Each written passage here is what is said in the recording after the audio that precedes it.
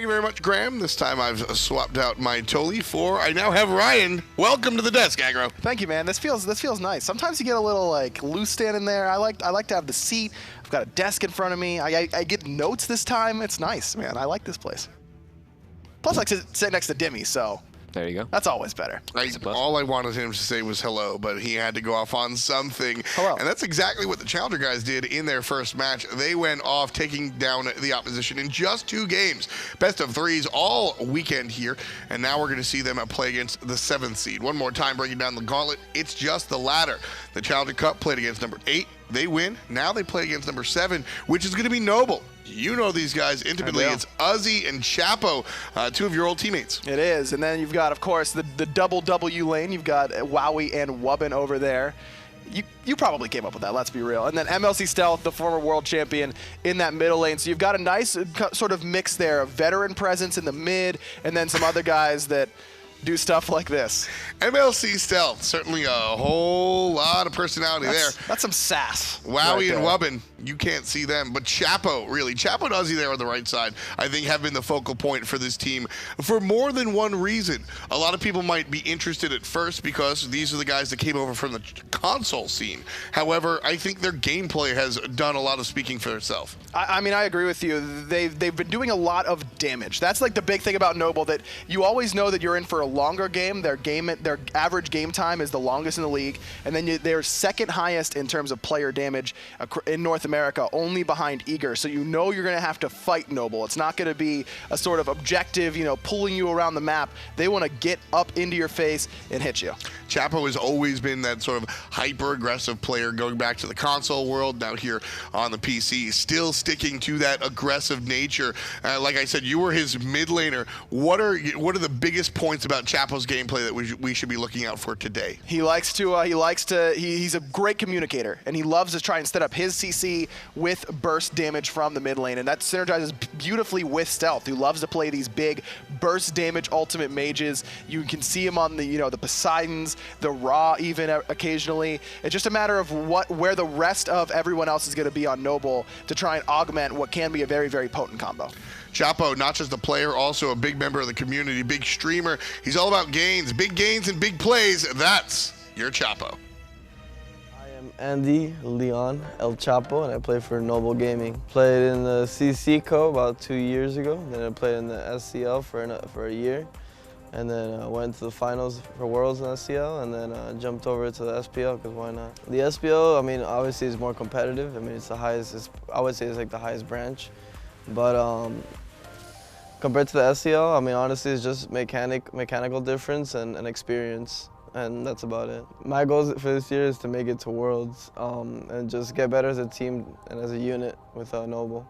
There's honestly no team that we're preparing extra hard for. I mean, yeah, we have time to prepare for certain teams, but we're just going to be kind of looking over every team and making sure that we come out with the right plays and the right strategies. There's one thing I do outside of Smite, and that's some shit, bro. No, I'm just kidding. I go to the gym. I mean, it clears my mind off Smite. Obviously, I'm a streamer, so I mean, I guess that's within the Smite. And on top of that, I like to go to the beach. Like I said, a lot of personality on this squad. Chapo, you were able to hear the little bit of the crowd and the players over the casters' mics. You're going to hear Chapo a lot. Noble is a loud team both in and out of game. This is where I'm going to direct the question towards you, Dimmy. How real is that? Chapo screaming at you across the way playing against it. Does that affect you? Me personally, not really. The real factor where emotions, momentum can come in is through the crowd itself. If there's a crowd cheering on every single kill, really making you want to play better, making you want to win, then it's really what gets you going. I think if Chapo's screaming at me, I don't really care. Yeah? I don't really mind. It's fine. We'll see how his opposition feels about that. Skeeledon is the jungler that's going to be taking on Elchapo. We saw what happened in match number 1, Aggro. You were the man on the call, and Skeeledon, he was making it happen every step of the way. He played unbelievable, both games. I mean, he was just all over the place no matter what god he was playing. These are both momentum-based junglers, and jungle as a whole is a pretty momentum-based role. I mean, you can talk to that Demi adapting whenever he can steal away an early buff, get an early first blood. It just makes calling the game from that position so much easier. Yes, it's a lot better. And I also think that this for Skeeledon is getting closer to his real test. The game earlier against Mirage was pretty snowbally, and he could easily control that. This one against Chapo, though, should be better. I mean, you know they're going to fight early, and that's Yes. what I think that I'm excited to see. That's why I'm very interested to see where it's going to go in picks and bans. Batz is a god that both of these guys like to play to a very, very high level. Chapo considers Batz one of, if not his, best god, so that could be a highly contested pick here. Not just Batz, I'm also looking very intently at Susano and a Wheelish. A Wheelish is a character that I think for a remainder of time in the console league that Chapo beat teams just with an Wheelish pick for a number of weeks, and then when it comes across to the Susano, we saw what Skeeledon was able to do that with that character in game number 2. Chapo also strong on that character. But some player that I really want to bring up is somebody that, well, he hides himself. Wowy, you saw him there in the picture. This guy right here, man. Oh, so that's what he looks like. So Wowy played on this team last year, and now he's on this team, and everybody talked about literally everybody but Wowy. But when it comes down to it, if you talk to the players behind the scenes, if you talk to the analysts behind the scenes, Aggro, Wowy is up there with some of the best hunters in the world. Without a doubt. I mean, it's certainly in terms of just raw damage numbers, he's right behind Zapman in terms of hunters that did the most damage in North America during the spring split. And I think that he's got a big hand in bringing Cupid back into the meta. We saw him play that time and time again early on. This is a guy that you can count on to just give the ball to him in the late game. You can put him on the hyper carry, you can put him on a pressure god in the lane. He can play both very, very well, but you know he's going to be in the right position come late game to try and carry Noble. Yeah, he's really sat on the sidelines for a long time, and I think he liked that, being that sort of sleeper hit. And then I think, you know, a couple of weeks into our spring split here, everybody just, who is this Cupid player? What's going on? All of a sudden, everything's coming out of this duo lane, and he's paired up with Wubbn, who sort of helps him out in that regard, because he leaves him alone. Wowy just sits there in lane most of the time by himself, 2v1 if that's how it has to go, and he farms up, like you said, into the late game, and he just carries things as far as his team is concerned. Do we expect to see the Cupid still here? Absolutely. I mean, I think it's his most comfortable pick. It shuts down a lot of what Oxygen Supremacy was doing in both games. Both games, they picked a good amount of mobility. In game 2, they had the Thought, they had the Susano. Cupid, excellent picks into both of those. So I think that's a pick that you have to be wary of. It's almost, even if they don't draft it, Noble, Oxygen has to pick around them potentially drafting it. And the fact that he's going against DayToRemeber is going to make that Cupid selection even stronger. DayToRemeber's #1 god, perhaps being that Rama with the ever so important role, going to get shut down with that ultimate. DayToRemeber, though, this is a guy that has ruled the challenger scene. He has ruled the college scene. Shout outs to the AVGL guys. He has been pretty much everything but SPL. And this is the moment where we can see DayToRemeber actually make this push. He played great in the first set. This is absolutely a time for him to shine. And I think pairing with some veterans that have been in the SPL before, namely Kiki, Skeeledon, Venenu, these are guys that have been there, done that, and they can kind of mold DayToRemeber into an SPL caliber hunter. Yeah, I think that's exactly what he needed to find that success, and we'll see how it works out here in our second match. It's the Challengers taking on SPL #7. Noble Esports do have the first pick. That means they have the first ban as well. Gibby, otherwise known as Wubbn, sitting right there trying to figure out what ban he and his team are going to opt for to start things off. And this is where it can kind of get in a weird situation because Noble didn't know who they were going to be facing. You don't know if they were preparing more for Flashpoint or more for Oxygen Supremacy. Maybe they assumed Flashpoint would win and had their whole game plan, and now that's all out the window. Yeah, I mean, I think that Oxygen Supremacy... So put it this way, last time we saw the Gauntlet, Most Wanted was able to come out through, and the challenger teams, the #1 challenger teams are generally known by the SPL teams, at least in North America. Sometimes they even scrim. Is that the case in Europe as well? Of course, yeah. So you know the scene a little bit. So I think that Oxygen Supremacy, especially with players like NeiruMah, Skeeledon, and DayToRemeber, I don't think anybody's too sleepy on them. No pun intended. Shouts to my man Skadi. That's going to be the first pick. Very, very strong. You're nodding in agreement. You seem to like that selection. I was very confused that Skadi was not banned. Clearly, Oxygen seems to be not afraid of that, and they just take it away. Is that your number? Do you think Skadi is just the #1 guy right now? No. But for the hunters, that's under wraps. That's under wraps. That's under the wraps. But I don't think Skadi is like creme de la creme. But like clearly, he's very good. Sylvanus and Batz also characters that fit in that, maybe not #1, but definitely in a conversation to be very towards the top. Sylvanus and Batz do very well. Sylvanus, once he executes the kit, leaves a little bit to be desired, but then Batz can follow up perfectly. Without a doubt, and this composition already looking like a little bit of a hybrid from Oxygen Supremacy. Game 2, they had the Sylvanus for NeiruMah. Game 1, of course, that Batz for Skeeledon. And this is what we could see through this gauntlet as it tends to develop. The teams that win usually like to stick with what was winning for them, unless they've got something really crazy in their back pocket ready to go. Bacchus is an excellent selection next to the Skadi. Skadi is a great god at finishing off characters, and Bacchus is going to start the party with early damage. And if you want more damage, Scylla is certainly going to bring it out of the mid lane. She has some struggles during the early game to be noted, but that late game, she hits a couple of specific levels, and she tears it up. I mean, it's just like what we saw with Thoth for Venenu in Game 2 there against Flashpoint for Oxygen Supremacy. And we know Stealth's comfortable on this god. He has a skin with his name on it on this god. Yes. So certainly not going to be out of the wheelhouse for the veteran mid laner. Rama will be the hunter of choice, as I said, for DayToRemeber, one of his absolute go-to characters. He has just been able to really run whatever league he walks into with this guy. We'll see if it works out with the big boys as well. So here we are at the halfway mark. Judging at 3 out of 5 picks, Timmy, how are you feeling about the drafts thus far? I think they're pretty even. For me personally, I think that Noble's Esports draft is a tiny bit better just automatically because Skadi. Scylla is a hit or miss character in my books. Either she gets a really good resets or she doesn't. And Batz is just really good all the way through. I like that they took Batz away from Chapo. Yeah. I think that's very smart. And yeah, I guess Oxygen's going to ban away mid laner. No, Noble's going to ban away mid laners now because got nothing else about it. Serket and Awila is very intelligent bans coming out from Oxygen Supremacy. Not only are those just very strong junglers, Serket can stop some of the healing coming out from Sylvanus, but those are Chapo gods. Those are the characters that Chapo is going to want to play. I mentioned the Awilish, and you saw the Serket. I mean, it's pressure. Those are pressure junglers, specifically in the early game, that are excellent at ganking. The Morrigan was banned both games earlier on here against Flashpoint.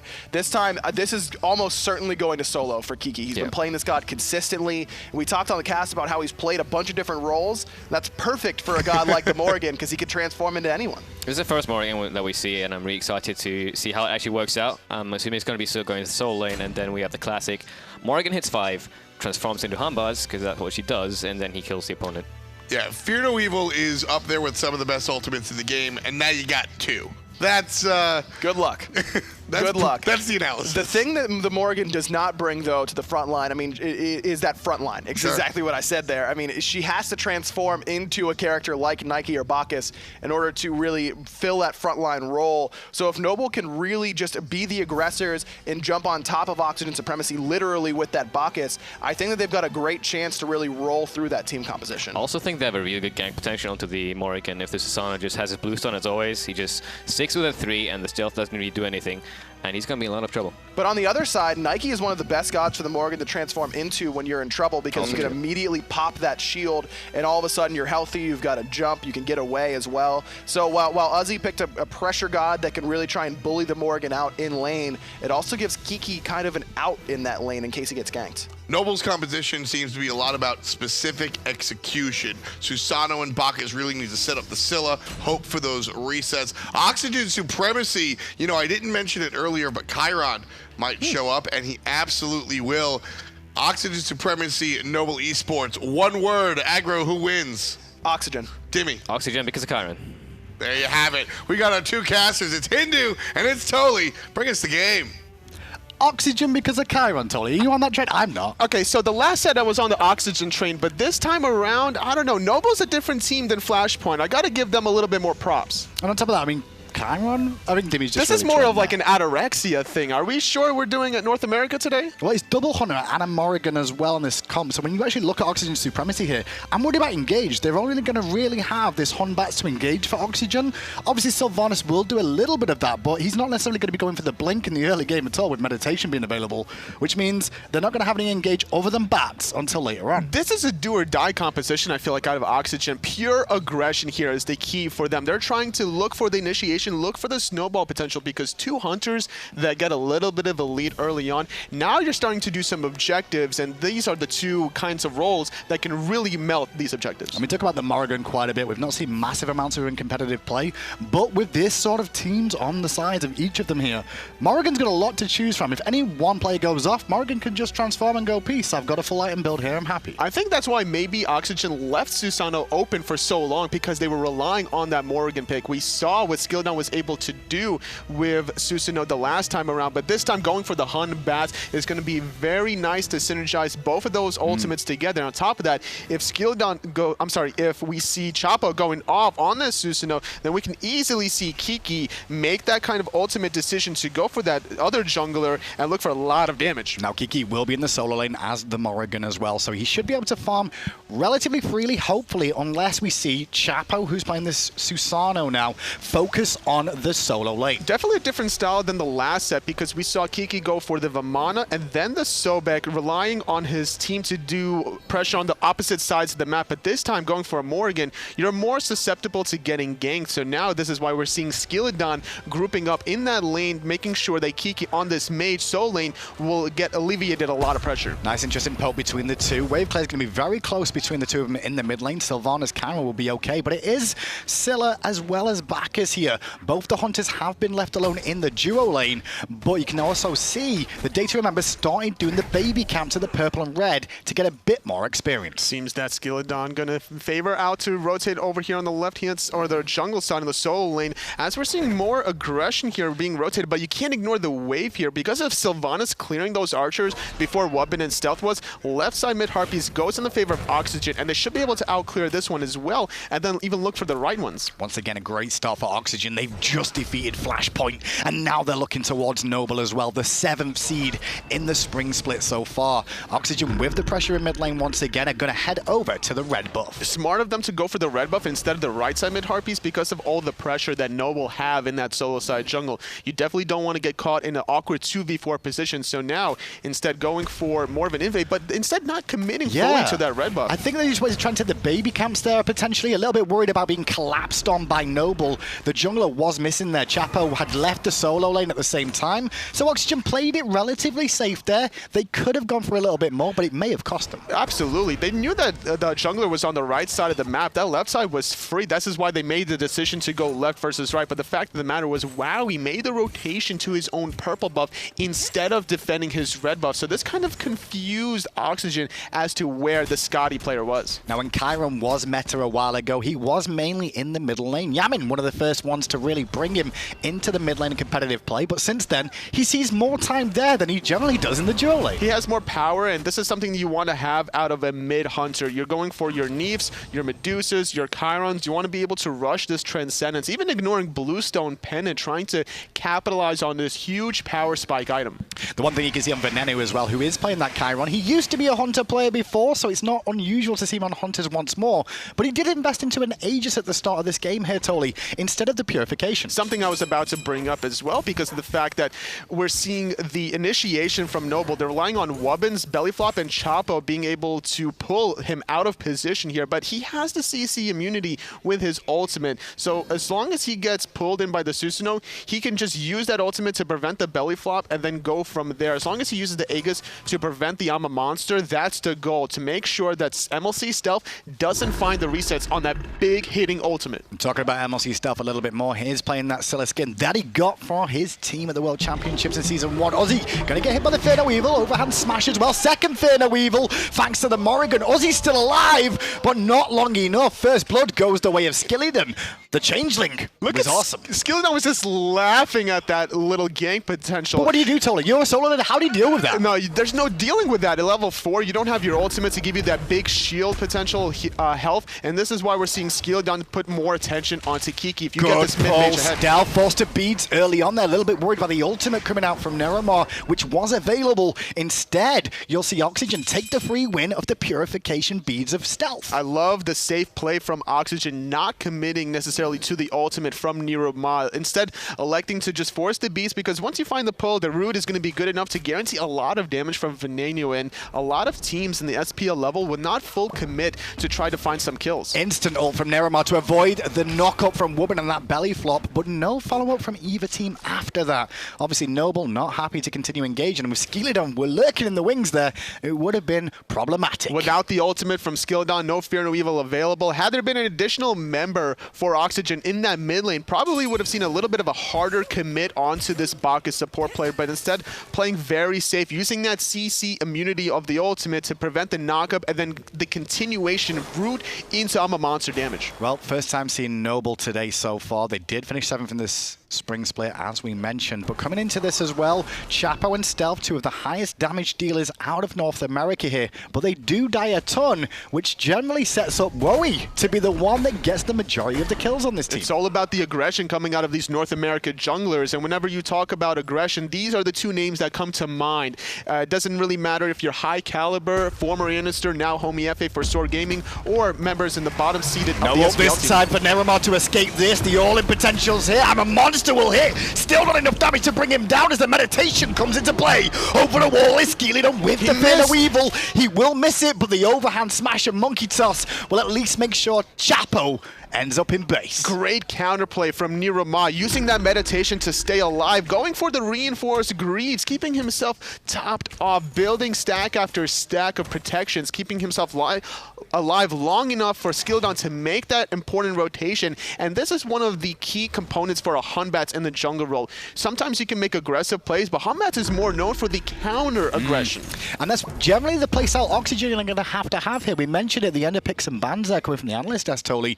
Their engage is really only Skeeledon, so why not let Noble do the engagements for you? All the cooldowns were not available for Noble. They got slightly out of position in that mid lane. It made such easy pickings for Skeeledon just to jump over that right side mid Harpy, dump that ultimate right in the middle of the lane, dissecting the two areas. Well, we mentioned a little bit about Wubbn picking up the reinforced greaves there on Bacchus. Same can be said now through NeiruMah. They both recognize that supports may be focused during this early game, especially with these two types of supports you have as well. Very aggressive or pill people out of position like NeiruMah can. You've got to expect to take a lot of poke on the front lines. And with that failed attempt by Noble, now they have to reevaluate how they really want to start some of these engagements. It obviously didn't work out on a Sylvanus that didn't have his ultimate. So the question is, what's your next target here? Do you start trying to focus out the dual lane, or do you go for this Morrigan? I think realistically, Noble's composition, even if they're behind here, their late game looks fantastic. Think about Nike when that passive starts to ramp up. Think about the fact they've got a Scylla on here,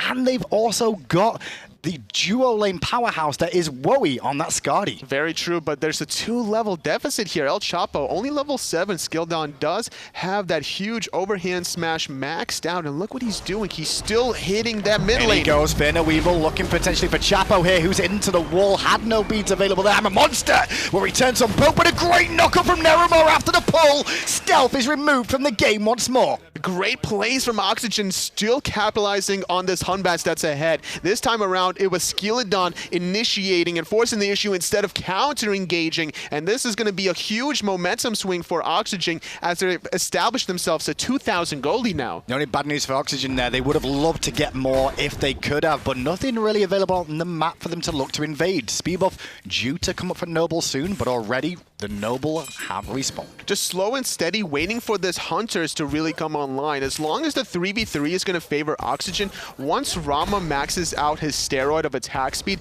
that's when we're going to start seeing the grouping up around the Gold Fury, trying to extend Oxygen's lead. And we mentioned a little bit there, Tolly, like about how good Noble's composition is in the late game, and you just touched on it there. Double Hunter for this side of Oxygen. It's not something you can overlook. Not at all. And we talked about the kind of momentum that Oxygen would need to have success with this kind of composition, because if this were to fall behind and crash and burn, there's no real comeback potential for Oxygen unless Kiki would use his ultimate on the gods out of Noble. But because they're all ahead, it seems like Kiki's just going to rely on using his own ultimate for the Hunbatz. A very great start here for Oxygen. Look at the gold lead, look at the experience, the 2-level difference between the two teams right now.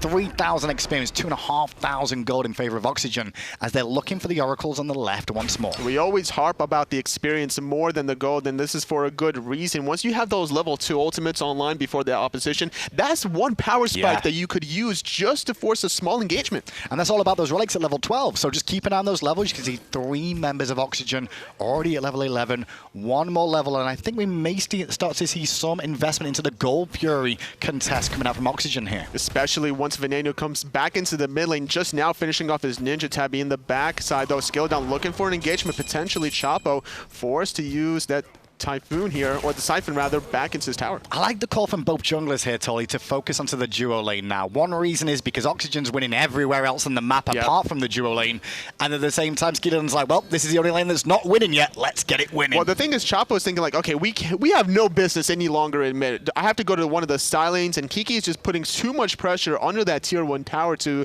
make anything happen in there. So it's a good idea here for Skeeledon to also kind of look for that matchup, like you mentioned, trying to get that last missing piece into the puzzle to start going for these Gold Furies. Well, very safe from Wowy there on the left-hand side. He was stood on the ward there, Skeeledon, who was waiting in the jungle, but the Gold Fury's been attempted here. Only Chapo is around, joined by Wowy now, trying to contest, look for the steal.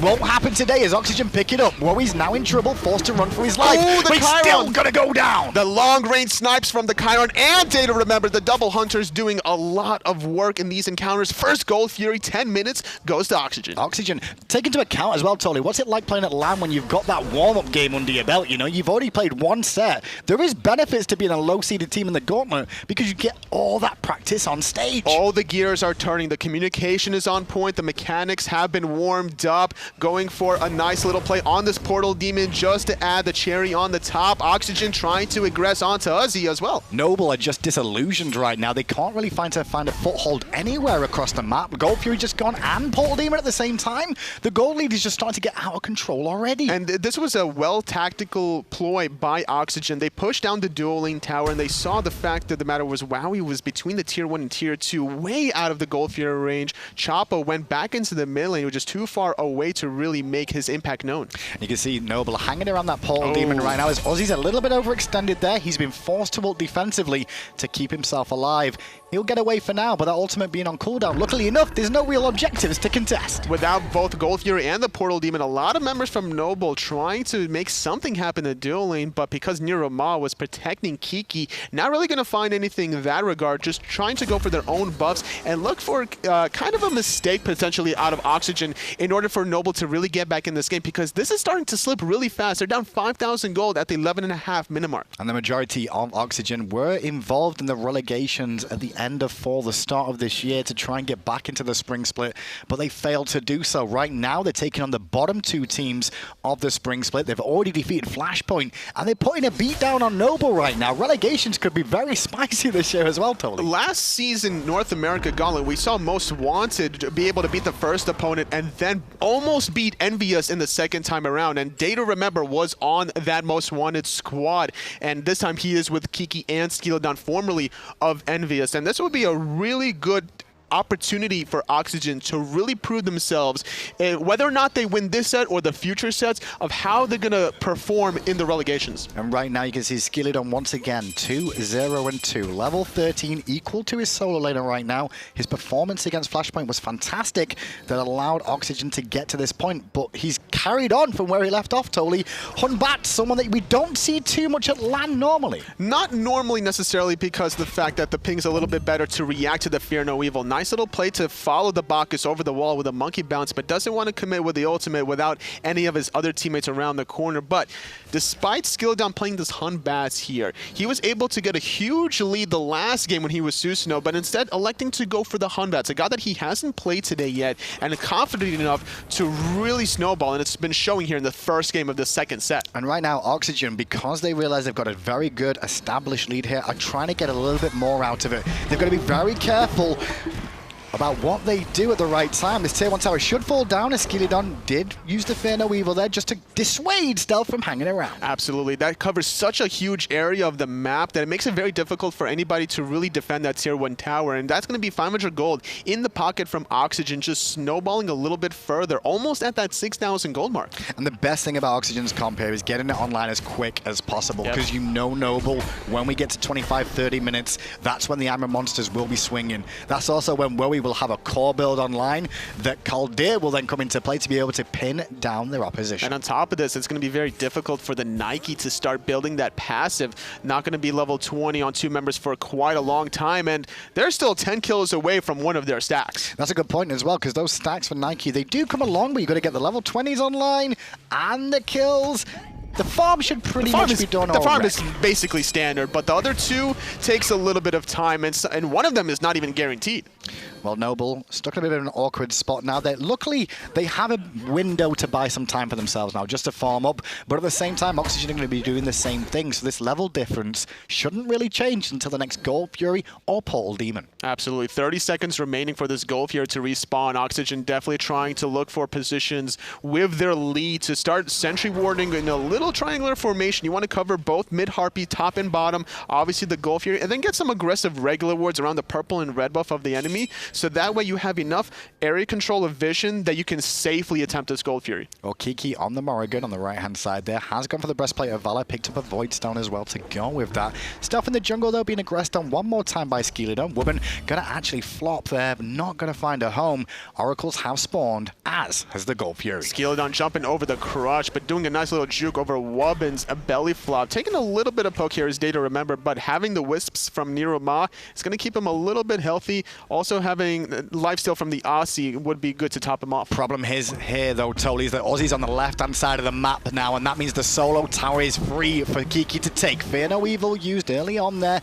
to get a defensive edge, and Chapo's in a bit of trouble here. Remembers looking for the shots. He can't invest the last one into Susano. He'll just take the fact that they fall back and they get a tier 1 on right. After he hits the first one, recognizing he misses the second one, he didn't trust that the third one would connect and do enough lethal damage, so instead not even looking for Chapo, trying to get some more pot shots. But all this time, Kiki's been able to get a tier 1 tower on the right for free, and now he's going for tier 2. And that's what Uzzy's going to make a call here. We're doing the Gold Fury. Do I have to teleport back to the right-hand side? Remember, Kiki has teleport available if Uzzy does come over there. In the end, it's Chapo that's had to come over. There he is. There's Kiki. Uzzy's in a lot of trouble, having to use the ultimate. The crush doing a lot of damage to Skeeledon. The snipes from Chiron, finishing off Uzzy. And then free kill there for Oxygen once more. Wubbn on the front line at half health. Now Chapo comes in, but meets Kiki. Kiki going to poke him out a little bit there. Chapo still trying to stay involved, but Wubbn on the front line trying to set something up. Gonna fall down. The crush was good from stealth, and at the end they'll pick up Skeeledon for that. Wowy versus Kiki, and Kiki with the Hun Batz showing he can play Assassins too. Kiki out playing his opposition. He's not done yet. He goes for Chapo as well, getting a double kill. Gold Fury being taken on the backhand side. It's only MLC Stealth alive, trying to defend this tier 1 tower, but against 4 members from Oxygen, you just gotta let that one go. Could be a little bit difficult for him to take a tier 1 without minions here, but I say that with double hunters and one of them building penetration, it's gonna, well, both of them building penetration, let's be honest, it's gonna go down as well. Oxygen have hit their power point with these double hunters. They're so far ahead now out of Noble. Level 15 on both of these hunters, going for a very heavy physical damage with penetration on the side of Venenu, going for the Titan's Bane.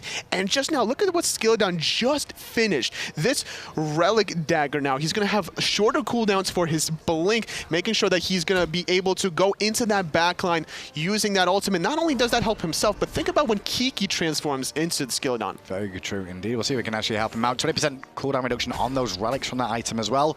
Uzzy will get his blue buff on the right-hand side after Kiki played a very good fight there, in my opinion. It was very well played by Oxygen to 4v5 for a majority of the time of the Gold Fury, allow Kiki to expose a weakness on the right, and then teleport in as soon as backup for Noble showed up. It's a game of push and pull. We saw Noble pushing Oxygen away from the Gold Fury, whereas we saw Kiki push the tier 1 on the right-hand side, but Noble couldn't really push far enough to secure the Gold Fury, so it just allowed Oxygen to push back. The Portal Demon, they're going to lose Uzzy as well. Now it's a 4v5. Knock up on 3 members from Chapo as Chapo's trying to fight against Skeeledon. He's forced out, but aim rolls DayToRemeber. Going to get the Aegis out of Chapo as he pulled into danger. Venenu picks up the double. Wubbn with the flop as well as the Armor Monster from Stealth is still not enough to kill a single member of Oxygen here. Kiki takes out Wowy. Next on the list is Wubbn. 5 members of Oxygen still stand. There's just not enough damage for... Oh, nice jump from Skeeledon, preventing the root. Stealth really needed to find 1 kill, maybe to delay the Fire Giant attempt, but not finding it. There's just, despite the build coming out of Stealth, which is just pure damage here. You have the Pen Boots, Dynasty Plane Helmet, and the Spear of Desolation, but there's just not that much follow-up damage because Chapo is just too far behind. He's level 13. He doesn't have his Jotun's Wrath finish or any other penetration item after that Hydra's Lament, and without that damage to augment the damage that Scylla can follow up with, there's no I'm a Monster resets here. We saw a great setup from Wubbn. He hit all 5 members with that belly flop, but just not enough to execute. And now with the Fire Giant and 2 Hunters in tow, they can start to siege down the tier 2 towers that still remain for Noble. 1,500 gold for each one available for the team. Normally in Season 4, the games have started to slow down for like majority of the time, but this time around, Oxygen, they are not slowing down this pace at all. They essentially won the last game in about 18 to 22 minutes, but they played really safe, wanted to make sure that they found goes everything. in, goes straight to Chapo, and Chapo's eliminated again. Wubbn was trying to help him out, and instead he's in an awkward spot, forced to flop away. The rest of Oxygen will take the tier 2 tower in the mid lane, and will they go left, or are they looking for the Phoenix in mid? Now that Chapo's dead. With this double 100 composition, Fire Giant as well, doing a good job separating is Kiki, trying to distract Uzzy though, jumping in the backline. Skeeledon as well, looking for the initiation. Uzzy just buying time with his ultimate. And the Thorns as well. That's why Oxygen didn't invest any damage into him. The Thorns could have done a lot of work there to Noble's front line, but the Fire Giant and the Wisps will start to regen them once more.